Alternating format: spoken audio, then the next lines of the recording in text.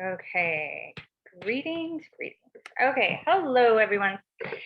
Thank you, person who is joining us today, and then anyone who's going to be watching this later. My name is Corinne Hughes. I'm the Outreach and Program Coordinator for the Middle East Studies Center.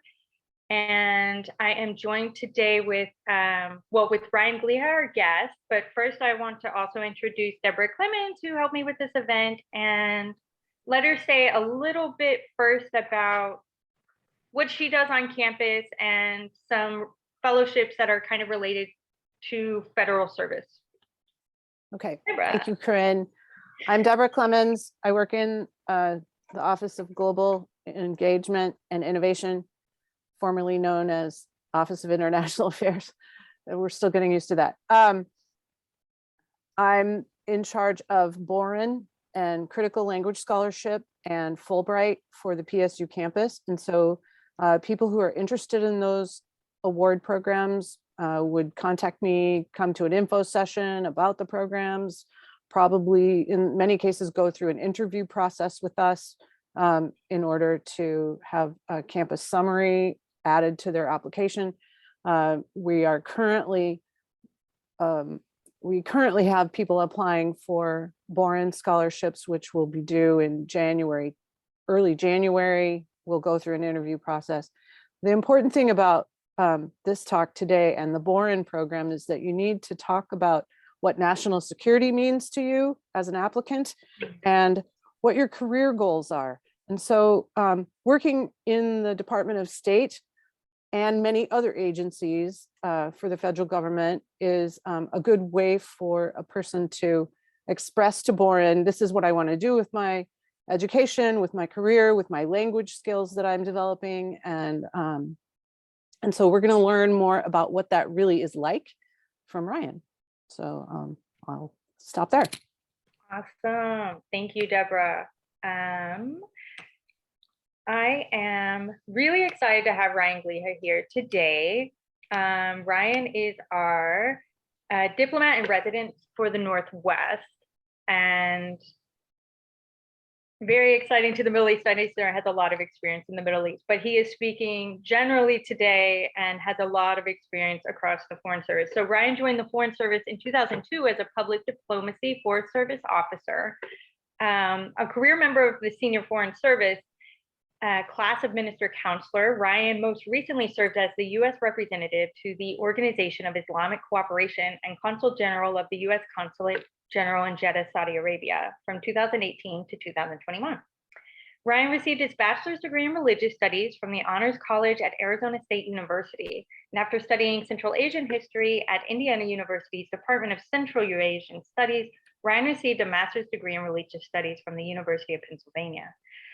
Ryan has served in various roles and locations across the Middle East, including Lebanon, Yemen, and Qatar. He speaks Arabic, French, Uzbek, and Persian. I'm letting someone in. Yes, and so I'm gonna open the floor up to Ryan, and later on we will have question and answers if there's anyone in the audience who has questions, and I'll be moderating those. So you can put them in the chat box for now if you have any. Ryan, thank you so much for coming today. My pleasure. I'm really, really happy to be here. I'm going to go ahead and share my screen really quick, and hopefully everyone can see this presentation that I've got here. Can everyone see? Should be saying career opportunities, U.S. Department of State. Give me a thumbs up if you can see that. Can see that and more. All right, let me go back. Let's see, I just want to share that one. Let's see here. One second here.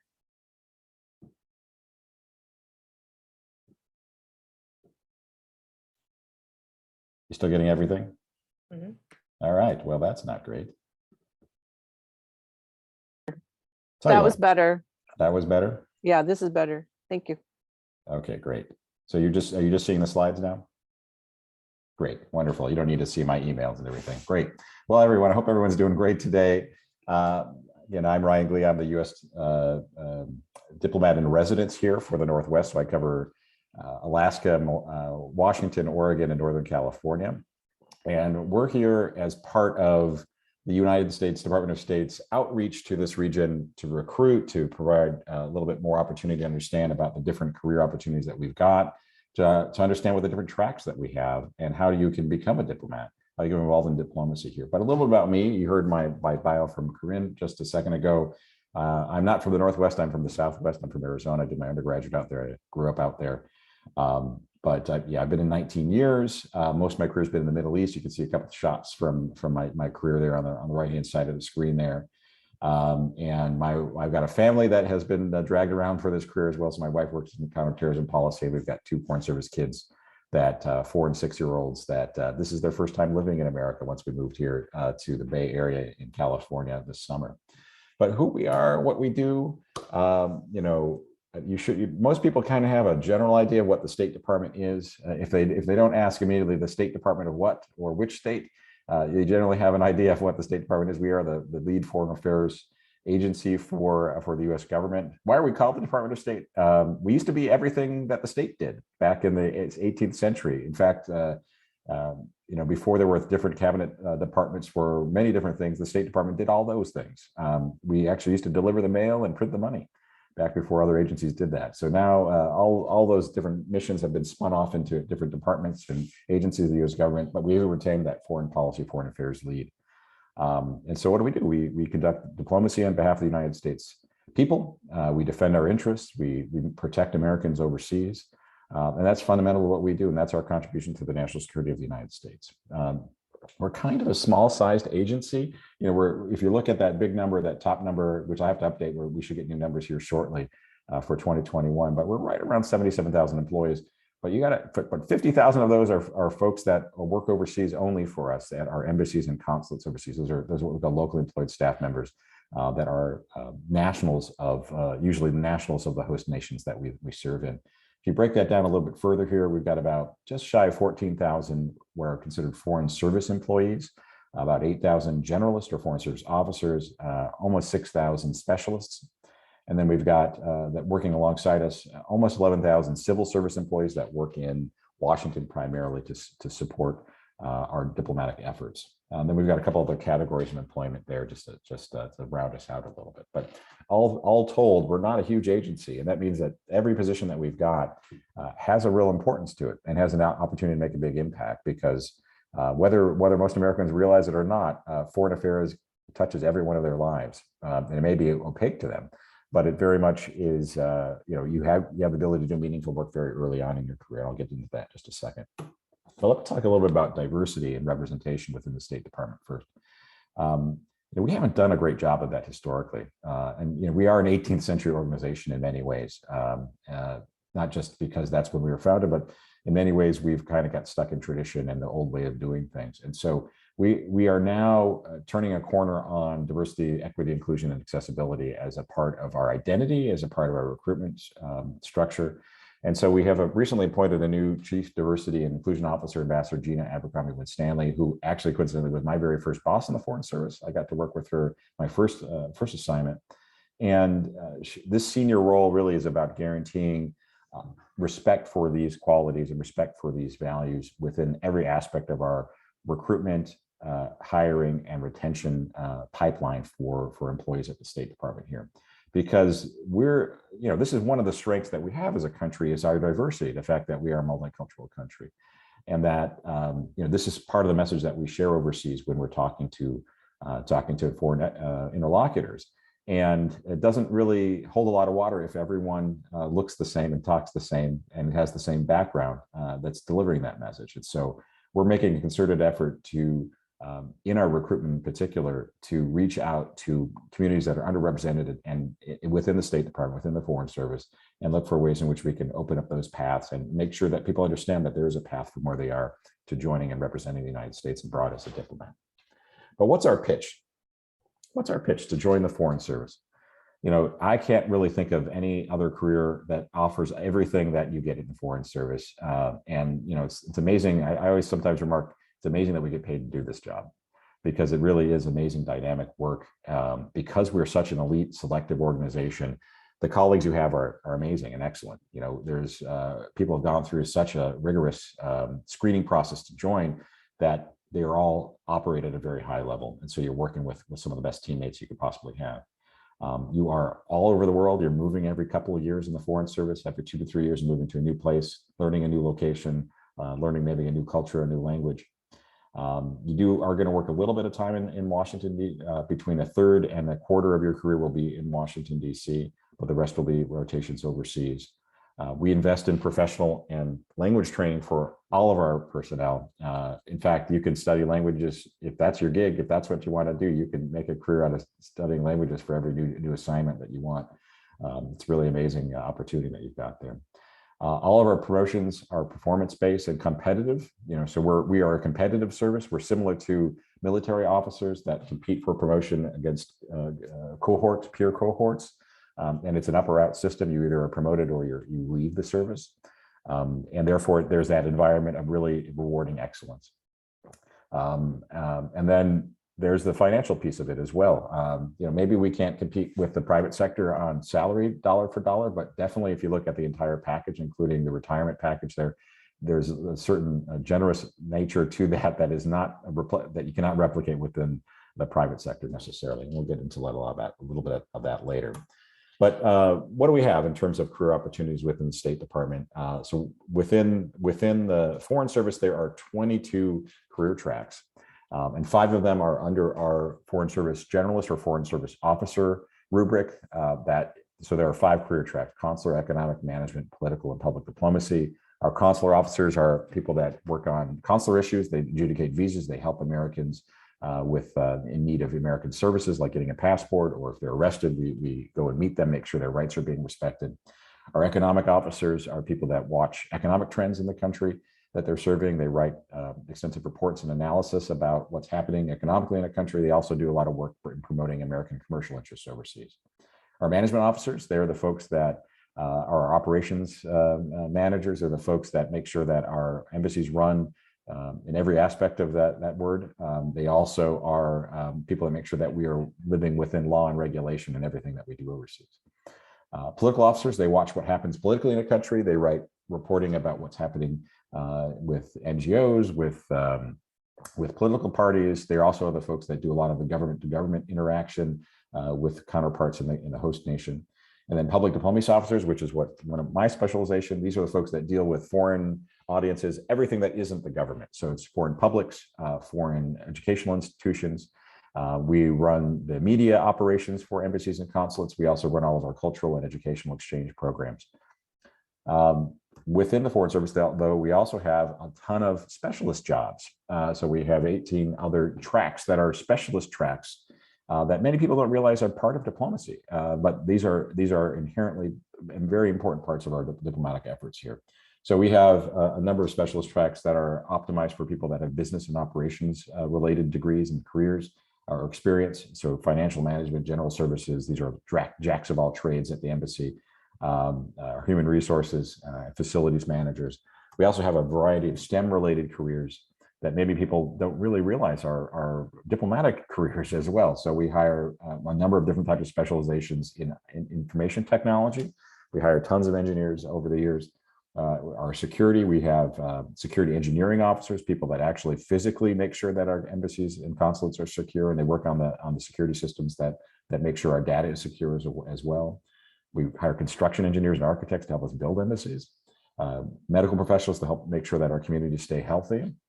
And then we have a lot of unique career opportunities that are under a specialist track. So we have an entire federal law enforcement agency that's part of the State Department. That's our diplomatic security services. So special agents can join. Only about a third of our special agents are people coming out of the military, out of former or other law enforcement agencies or law enforcement experience. So a lot of people are joining diplomatic security with lots of different backgrounds, even liberal arts backgrounds there.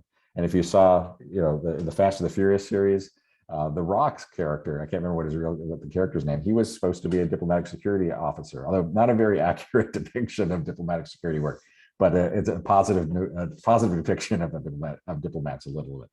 Normally, we don't get a lot of Hollywood positive feedback, so that was nice to see The Rock be a diplomatic security agent.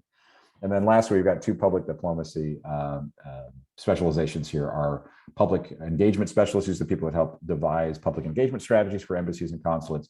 And then our regional English language officers, these are people that help promote teaching English as a second language overseas. So lots of different jobs. They're all aspects of our diplomatic efforts here that lots of different people with different backgrounds can participate in. We also have a couple of other categories of temporary employment for the State Department. We have if you're not interested in a whole career and committing to decades of service as a foreign service officer or foreign service specialist, we have our Consular Fellows program. So if you speak one of these languages, Portuguese, Mandarin Chinese, Spanish, or Arabic, we've got an opportunity for you. You can take a limited 5-year appointment and work as a consular officer and take 2 overseas assignments and have that experience and decide whether or not the Foreign Service is something that's right for you. It's a great opportunity. This is something it's open 365 days a year. You can apply at any time for one of these programs as well. But let's talk about the benefits here. So beyond getting around and seeing amazing parts of the world and living different places, we have a litany of other things that maybe just not, or benefits that are really just not apparent to someone just casually watching the careers.state.gov website, for example. So, extensive training starting on day one. We're committing to a great deal of training. In fact, you can have up to a year of training prior to your first assignment overseas. We'll pay for all your relocation expenses. Your movers will come in, they'll pack you up, they'll pack you out when you get to your new location. If you have to move, this is the best way to do it. Fully done and funded for you, and you don't have to worry about anything. Our pay is adjusted based on where you are in the country or in the world. You get U.S. locality pay depending on where you are in the United States, overseas comparability pay if you're overseas, hardship and danger pay if you're at certain posts. Sometimes that can amount to up to 50% on top of your basic base salary. We also offer language bonuses, cost of living bonuses, and then you also are eligible for the student loan repayment program, which can chip away at your student loans over years of service. I talked about the federal benefits, federal retirement benefits before, but they're incredibly generous. And for the Foreign Service, there's a pension that becomes part of your federal retirement benefits, where you are eligible for a pension only after 20 years of service, as opposed to 30 years, which is the standard for most federal positions. We also get a generous 401k program and very generous insurance program. Free housing overseas. You can save lots of money overseas. It's always a hardship to come back home because you have to pay for your own house. But overseas, everything's taken care of and you're really living at a very high standard. We also look to employ your partner or your spouse overseas in positions that are vital to the conduct of our diplomatic efforts. So we try to make use of the talents of our spouse and eligible family member communities that are out there. And there's lots of support for the family as well. This is a unique lifestyle. It's not just a career, it is a lifestyle. And therefore, we really want to make sure that people are adjusting and have the right support, because it can be kind of disorienting moving every couple of years and not being able to necessarily set up roots for your family. We have a term for the kids of Foreign Service officers. They're called third culture kids. They don't necessarily aren't really necessarily feel very American, maybe, and they definitely don't feel as part of a community of a posting of where you're living in a posting. So they kind of develop this third culture of very high resilience, very high adaptability, but maybe a little bit of disconnect from their home country, and lots of interesting food cravings for them later in life that maybe they can't get. Like my 4-year-old is craving shawarma from when we were living in Saudi Arabia, and so I've had to teach myself how to make some pretty good shawarma at home. But anyway, who are we looking for? We don't necessarily look for our specialist positions. You kind of have to have those credentials. Like, if you want to be a psychiatrist for us, you kind of have to be a psychiatrist. But in general, for our generalist positions, we're looking for, you don't have to have a specific background, a specific degree. I have degrees in religious studies, a liberal arts degree. I've worked with people that have engineering degrees, fine arts degrees, all doing the same job. We really are looking for these 13 dimensions. These are the personality traits, the skills, the life skills that we've studied and have shown that these are people that are the people that have these skills are the people that are successful as Foreign Service officers. And I won't go through each of these. If you go to our careers.state.gov website, you can see it on the slide there. There's a fulsome discussion of these 13 dimensions, but really our entire intake process is geared towards finding folks that have those skills. And it boils down to, can you communicate effectively? Can you think critically? Can you work collaboratively? Do you have high resilience? Do you have good judgment? Can you apply those things in good ways? how do you get in? How do you get into the Foreign Service? It's a long process. Let's just say, we've got 9 steps there that are on the screen. But all told, it can take a long time. It could take 18 to 24 months on average. For me, it took about 36 months from the time I took the written exam to the time that I actually joined the Foreign Service. And there's all these different steps. So we are a competitive entry service, and it's done through an exam process. It is a very 18th century way of doing things, having an exam, but it's a way to make sure that we are apolitical in the way that we select diplomats, that there isn't a way to game the system necessarily. Everyone's going through the same process. So, you choose a career track, you sign up for our written exam. The Foreign Service Officers Test is the generalist exam, and then we have one for consular fellows, one for information management specialists, and one for office management specialists. If you pass that written exam, then you go on to the qualifications evaluation panel, which they look at your written statement, your personal narratives, your other essays, and the substance of your application. If you pass that, then you get asked on to the oral assessment, which is a day-long series of in-person interviews that are done with our board of examiners. If you pass the oral assessment, then you go on to our clearances, your medical and security clearances. If you pass that, then you get onto the suitability review. And if you pass that, then you get to be on the list of eligible hires, the register of eligible hires. So, and then at that point, you might get a job. That's the point at which you are actually eligible for being hired. And we can, if pending funding, pending what the budget looks like, you may actually get a job offer at that point. So it's a long process. But if you're at all interested in the Foreign Service, it's worth starting that path. I'll tell you a little bit about my story. So I was in graduate school at Indiana University doing Central Asian studies. I had never really heard of the Foreign Service prior to being in Indiana. Actually, grew up in Arizona. My state didn't really pay attention to this, although I must say Arizona State now is one of the top schools sending folks into the Foreign Service, but not when I was there. So I was at Indiana. I was with my roommate. We were having lunch at the cafeteria, and we heard some students at the other end of the table that were Russian language students that we knew talking about the Foreign Service exam. And we're like, "What's that? And what are you talking about?" So my roommate really wanted to take the exam, and I said, "Okay, I'll take it with you." So we both signed up for it, and I passed. He didn't, and I made it all the way through the process and oral assessment. I passed the oral assessment, and that was fall of 1999 that we took the exam. I was through the process by spring of 2000. And then I was in that step 7, 8, 9 for a long time. So I lived my life. This wasn't something I was really passionate about or I really wanted to pursue. And so I wasn't really thinking about it on a day-to-day basis. So I finished up my time at Indiana. I transferred to the University of Pennsylvania to continue my studies there. I was working towards my doctorate in religious studies. I was going to write a dissertation on Sufi poetry in Central Asia between the 16th and 19th centuries. An incredibly marketable degree. Lots of positions out there that have that specialization, I can tell you. But what had happened was my life was continuing to develop and going on. And then fall of 2001, I was sitting there, on 9/11, and on my way to Arabic class when those attacks happened. And like most universities did, the classes got canceled that day. So I went home, and I kind of started thinking, what am I doing with my life? I was on an academic track. I had a lot of passion for it, but I was asking myself, what was the impact of what I wanted to do on other people? And I was in an academic field that's very narrow, and it was going to have impact, but the amount of people that really cared about what I was studying were very few, and maybe I wasn't even really one of them that cared about it so passionately. And so I started thinking about the conflict that we were in as a country, and that we were about to even, be in deeper. And I thought about the skills I had. I'd studied Central Asia. I'd studied the languages of the broader Middle East and of the Central Asia. I thought about what I could do to serve the country and serve our national interest during this time of crisis. And so I was like, what's going on with my State Department application? And it was about that time that I got done through the process, and they called me up and they said, "Hey, do you want to join? We have a spot for you here." In winter 2001, I couldn't join right then because I had committed to another year of teaching. So I joined on July 1st, 2002.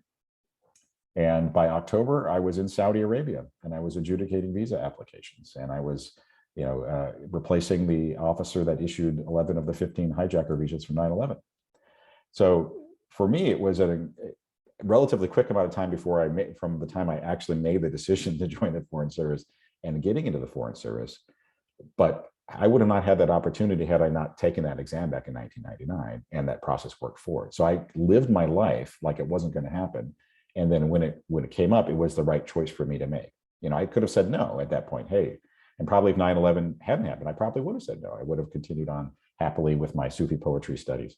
But at the end of the day, that's not the path that I took. So if you're at all interested, don't be daunted by the length of time. You should start down that path because you don't know what option you want to take maybe a couple of years down the road here. But when can you apply? 365 days a year, you can apply to be an information management specialist, a consular fellow, or an office management specialist. We offer the written exam for the Foreign Service Officer test 3 times a year. The next offering will be in the end of January, early February, and you'll be able to register starting in December for that.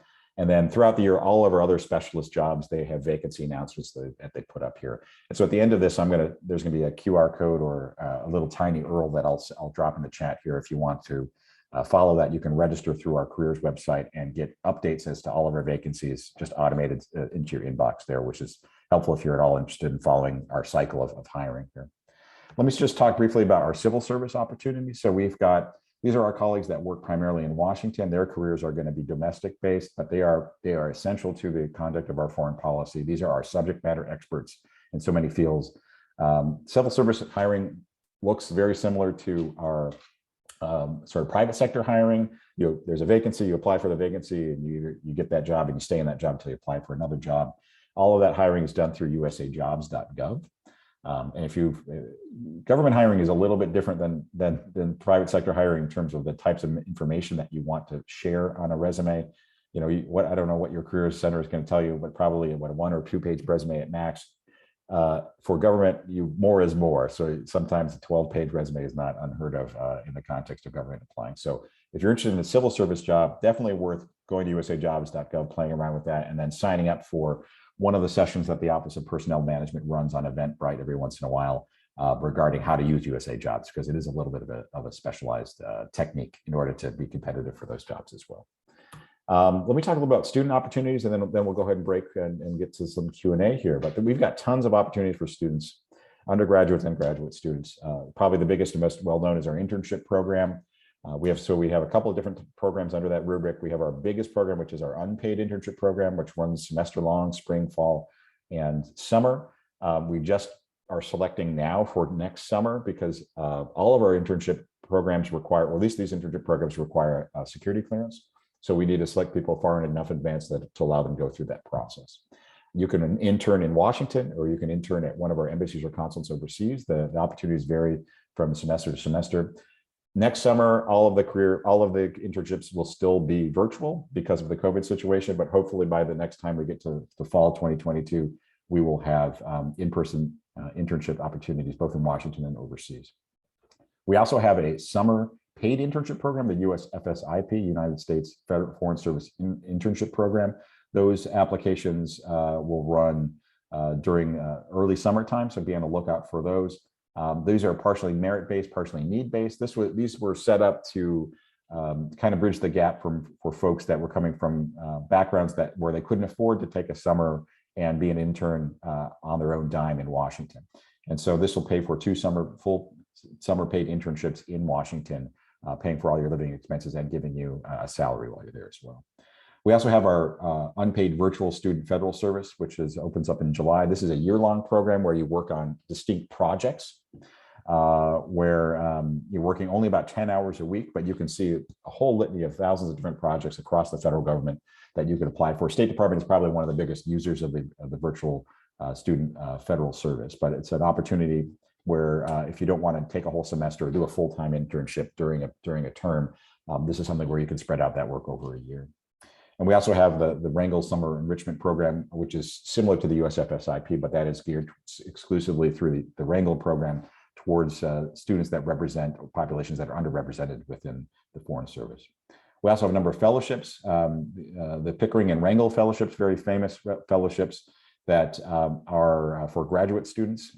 Those usually apply for those as you are applying for graduate school. Both of those are geared towards underrepresented populations within the State Department.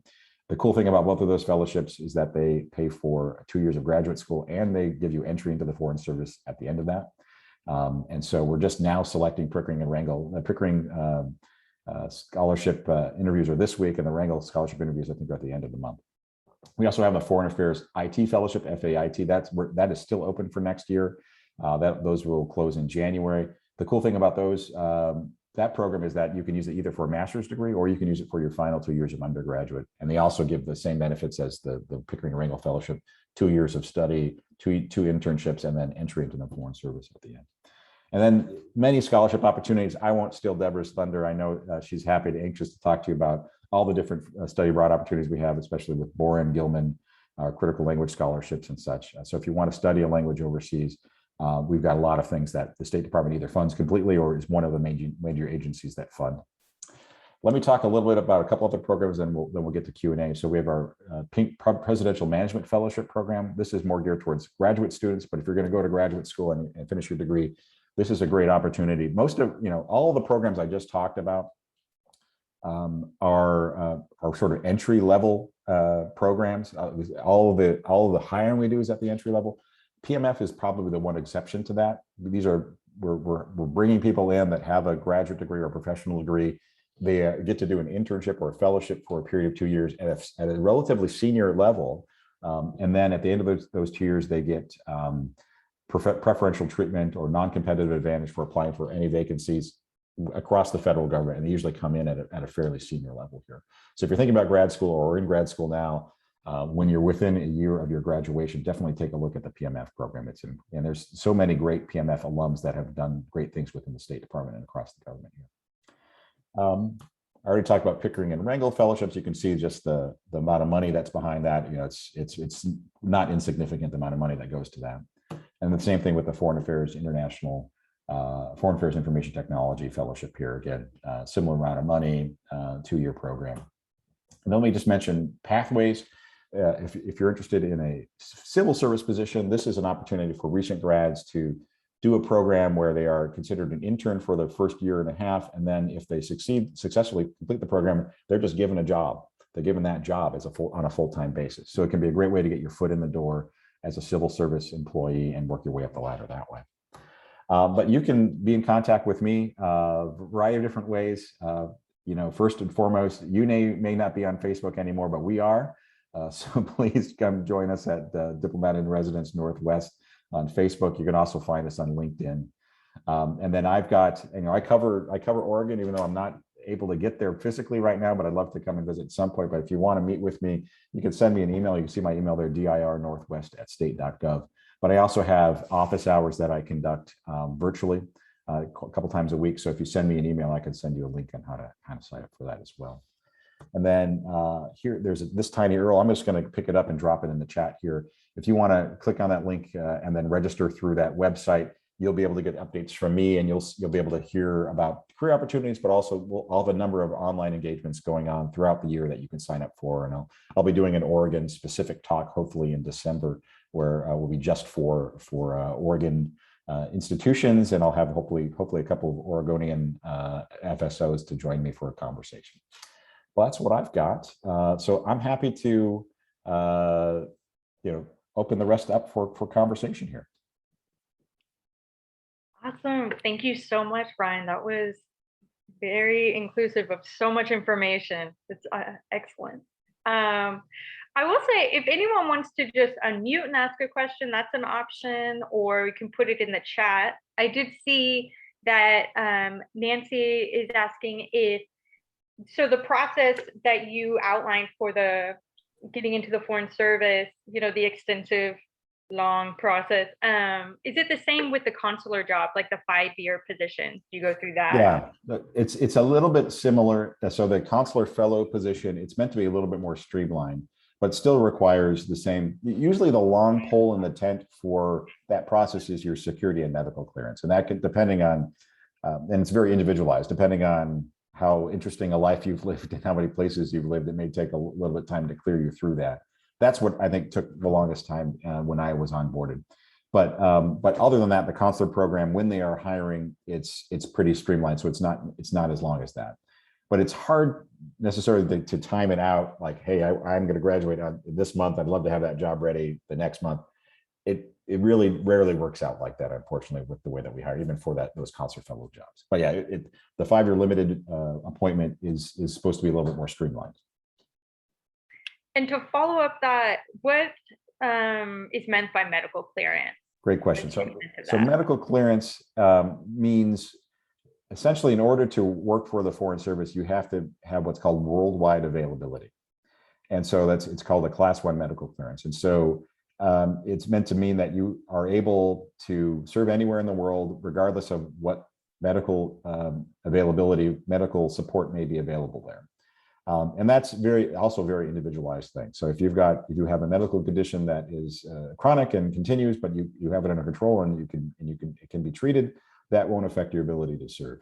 And in fact, we follow the American with Disabilities Act. We provide medical accommodation, reasonable accommodation where applicable. And so that whole process is a very individualized process. This basically means based on your circumstances and the way in which you're dealing with your medical situation, are you worldwide available? And that's what that goes down to. But we have a number of colleagues that serve ably that have disabilities, and we are able to find accommodation in most places. The thing is, not every country has the same sort of respect or infrastructure for enabling and providing accommodation for all different types of disabilities. And so we do the best we can, but with 270 different posts around the world, it's sometimes difficult to make the right accommodation at the right time. But that's what we mean by medical clearance.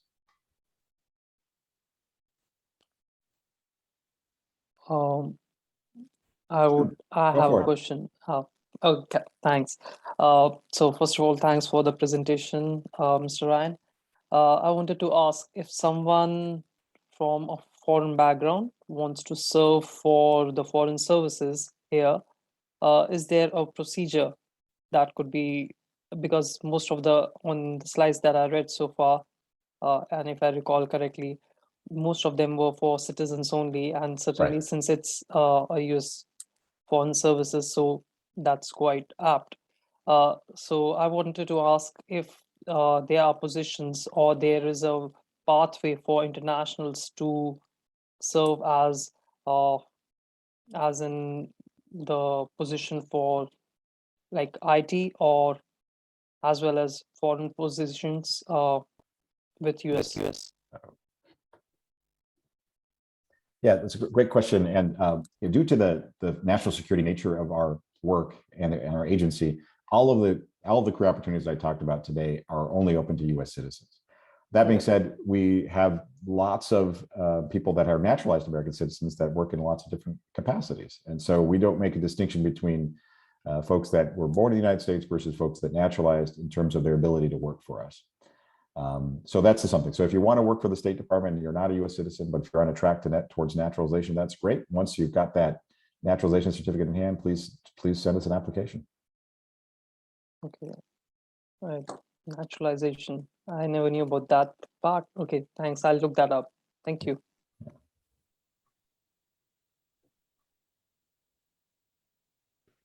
I'm curious if you can speak to having to repeat the process. Sure.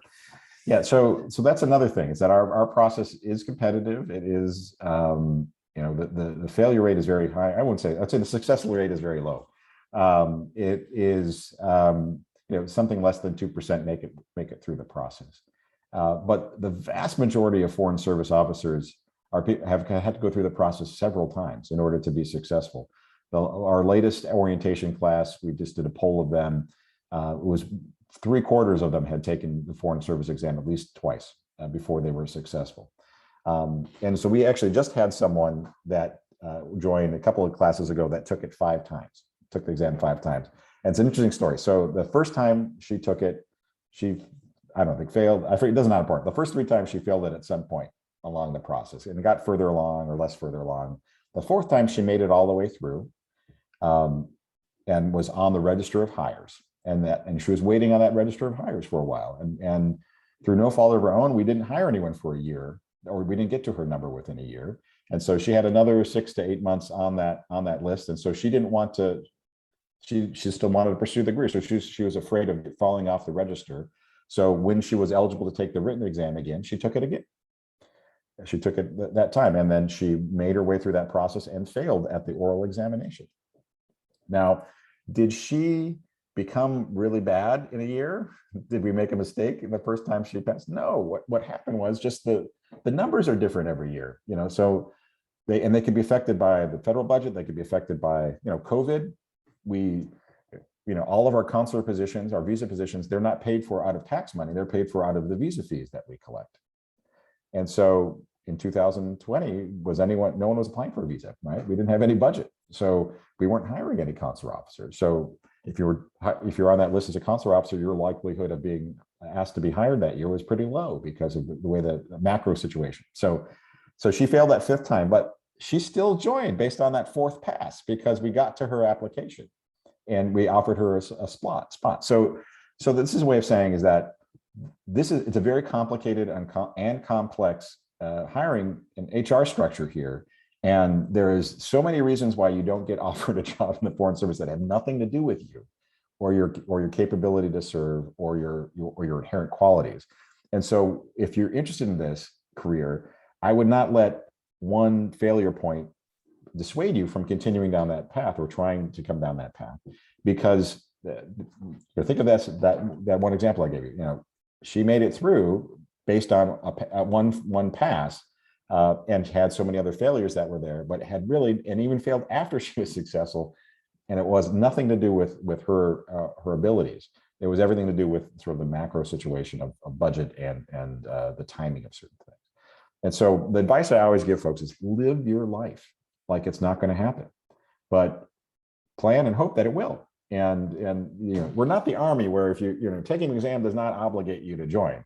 Right. So like if you take the exam and you decide a couple of years later when they offer you don't want to join, it's no big deal. We have people that quit even during the orientation class. They said, this is not for me. And they go home. So, those are all those things to keep in mind. So if you're interested in a Foreign Service lifestyle or Foreign Service career, I always encourage people just take the exam, sign up for the next one. And if you pass, that's great. You start down that path and hopefully you'll make it all the way through. If you don't pass, you'll learn something about the process. And like any standardized process, the more familiarity with that, the better. And you'll have better success at the next time there. And we offer a lot of resources on our careers.state.gov website. Right down here, you can see it again, careers.state.gov. I'll say it twice more. You can take some study materials. You can take practice tests for the written exam at least. And you get a little practice and familiarity with what we're going to ask for. I see a question here from Nancy. Is fluency in a second language a requirement for application? It isn't. You don't have to have a second language to join, but you do have to have a second language to be tenured. So when you join the Foreign Service as a career person, you are also on a 5-year temporary appointment. And then during those 5 years, you are given 2 directed assignments. So 2 assignments where you don't have a lot of say where you're going to go, but the government will decide where you go. And in those 2 assignments, you are evaluated and then considered for tenure, which is being a permanent hire and considered then a mid-level instead of an entry-level officer there. So within those 5 years, you have to have gained a second language fluency level of at least what we call a 3-3 level or a professional level of fluency in a general or easy language, or a 2-2 in a hard or super hard language in order to be eligible for tenure. But that's the thing, is that a lot of people think you have to be an IR major and you already have to speak 6 languages in order to join the Foreign Service. It's not true. If you don't know something for a job, we're going to train you. We're going to train you. If you don't know a language, we're going to train you. If you don't know the skill craft or the trade craft, we're going to train you in that. And so I think a lot of people make the mistake of thinking in this whole process that they have to front and show that they already are. I'm a perfect Foreign Service officer. I've done everything. I do the work of a Foreign Service officer already, just not in name. And the fact is, that's not what we select for. We select for those 13 dimensions, the people that have those skills. And it doesn't really matter where you develop them, whether you stayed in your hometown for your entire life and developed yourself in that way, or you had a lot of international experience and you already speak a language. Certainly, it's great if you could bring in a language to the Foreign Service. We appreciate that. Saves us some money to have them trade you that. But it definitely isn't a requirement on entry.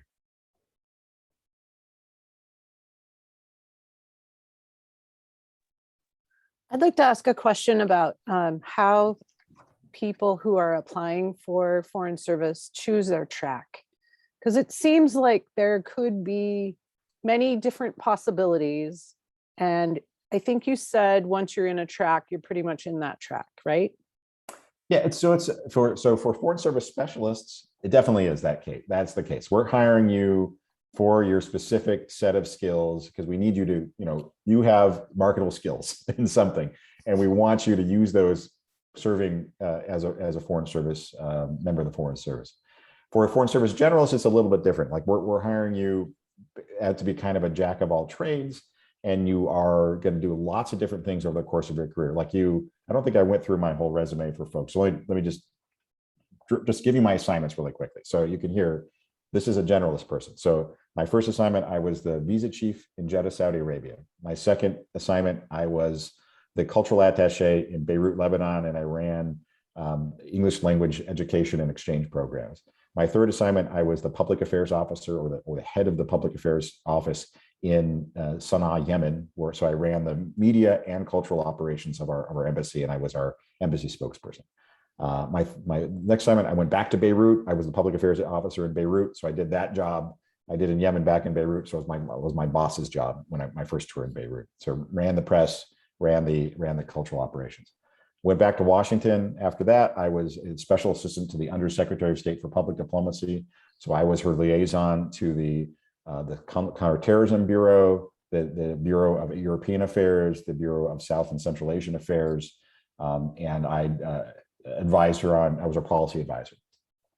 I then went to London, where I was the head of the London Regional Media Hub, and I was the Arabic language spokesman for the Department of State. So I did hundreds of interviews in Arabic for the U.S. government on Al Jazeera and Al Hurra and Al Arabiya.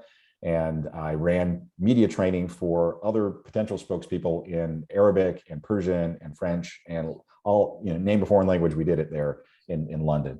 I then went on to be the deputy chief of mission which is the #2 position at the embassy in Doha, Qatar, for 2 years. And then my final year, I was the acting ambassador during that time. So I was the chief operating officer for 2 years, and then I was the #1 person for final year, and I negotiated a counterterrorism treaty, and I negotiated 2 land deals, and I was on the school board, and I ran, that was that job. Then I was in Jeddah, where I was the head of the consulate, the Consul General, and the U.S. representative to the Organization of Islamic Cooperation, which is the second largest multilateral organization in the world behind the UN. And so I got to direct our engagement with that organization, run a consulate, during that time, I moved the consulate from one location to the other. We renegotiated overflight stuff for airlines, and worked with Saudi Airlines to negotiate a big Boeing deal.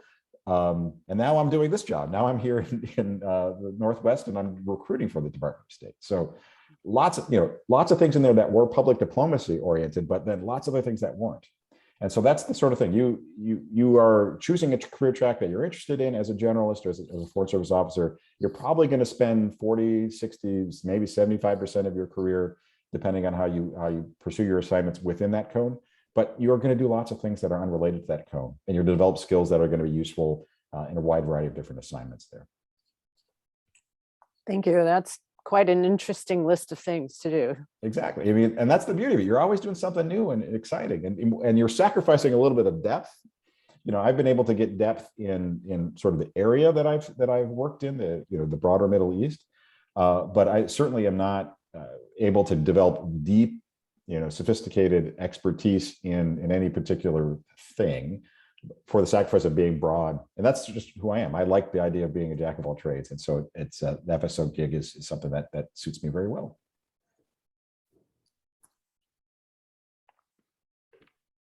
So a couple more questions in the chat there. What's the best way to prepare for the exam? I think for the written exam, careers.state.gov, please go onto the exam section and take those practice tests. And on there, we also have a recommended reading list and a recommended course list. And so a lot of the exam is geared towards just general knowledge and understanding the politics of the world, the politics of the United States, how the world economy works. And so a lot of you will already have that that sort of experience from your undergraduate if you're taking your general studies requirements there. How does the department gauge level of proficiency in language? Is there any TOEFL-like test? So we have our own, the Foreign Service Institute, which is our training institute, which is located in Arlington, Virginia. We have a long storied tradition of teaching languages and testing in languages. So we have our own government scale of 0 to 5 in speaking and reading that we test people in. And so there's a whole proprietary process that I go for to test you through that. And you do that in person at FSI. I have one more question regarding, so, the pandemic is ongoing. How does that impact not just the application process, but are people still, transitioning between different countries, different positions? Is this movement still taking place? Movement's still taking place. I mean, but COVID certainly hasn't had an impact on how we rotate and move people through. Now we're now through 2 separate transition summers. Usually the big summer rotation happens, between the months of June and August. So we've now done that twice under COVID conditions. I think we learned a lot from what happened in 2020. But we're the conditions in each country dictate how aggressive we're going to be on that. But I think in general, we're finding that most countries that are not in open conflict are places where we're able to move people around and get people physically there. But it certainly is having an effect on people's orientation to a new post, especially if they're arriving at a post and they have to go right into quarantine and don't have an opportunity to actually get out and meet people and establish contacts. And that's fundamentally what a lot of what you're doing as a diplomat in any stripe is going out and meeting people in the host nation and interacting with them and hearing their views and getting their getting ideas about what's actually happening in the country. It's hard to do that if you don't have an existing relationship. It's hard to do that virtually if you don't have an existing relationship with folks. And so a lot of last year, at least in Jeddah, we were trying to find ways in which we could introduce our quarantined new colleagues to the contact bases that they should be meeting in Jeddah. So we found a lot of virtual events. We found safe ways in which we could bring small groups on and do socially distanced kind of activities. And again, we were lucky in Saudi Arabia in certain respects because the conditions were never that bad from a COVID standpoint. And we, again, following all of the guidelines that we should have followed there from a local health standpoint, we still were able to do a couple of smaller events, not the sort of grand scale. What we lost, we had the last great party in Jeddah before everything shut down. We had we don't normally do our July 4th party in July because it's too darn hot in Saudi Arabia to do anything in July. So we usually have our what we call U.S. National Day celebration in February around President's Day. And so we had our President's Day, February 2020. It was also the 75th anniversary of the first meeting between a U.S. president and a king of Saudi Arabia. This was the meeting between FDR and King Abdulaziz on the USS Quincy right off the Red Sea. And so we brought in a U.S. ship to port we had a Navy vessel that came in, and we did a nice on-deck reenactment of that fateful meeting. And it was a nice party. And then everything shut down the next week. So we certainly weren't doing 1,000-person events over the last year and a half, but we've been able to do more frequent, high quality, smaller impact, smaller scale types of activities, both virtual and as well as in person there. But it's a challenge, but it's the reality of everyone's having to deal with it. I mean, it's nothing special because everyone's having to deal with it. So we just have had to adapt some of the tools. And the good thing is that we are now online in a way that we weren't before. There's always been a reluctance within government writ large, but I think the State Department in particular to use virtual technologies, to use distance learning, because it's sort of, if we could do things virtually, then why do you even need to be there? Why do you need an embassy if you can do everything virtually? And the fact is you can't do everything virtually, right? And this is a supplemental thing to the face-to-face that's necessary. And so now it's just been about finding that balance and how can we get the mission accomplished without taking too much risk with the health of the people that are on our team. Well, great. Are there any more questions just from anyone? If not, thank you so much, Ryan. We definitely look forward to hearing more from you in Oregon regarding everything U.S. State Department. So Wonderful. Yeah, Well, thanks for having me. I appreciate it. And I'll see you all in Portland soon. Yeah. Thanks, Bye. Ryan. Thanks. All right. Take care, everyone. Thanks, Greg. Thank you, Deb.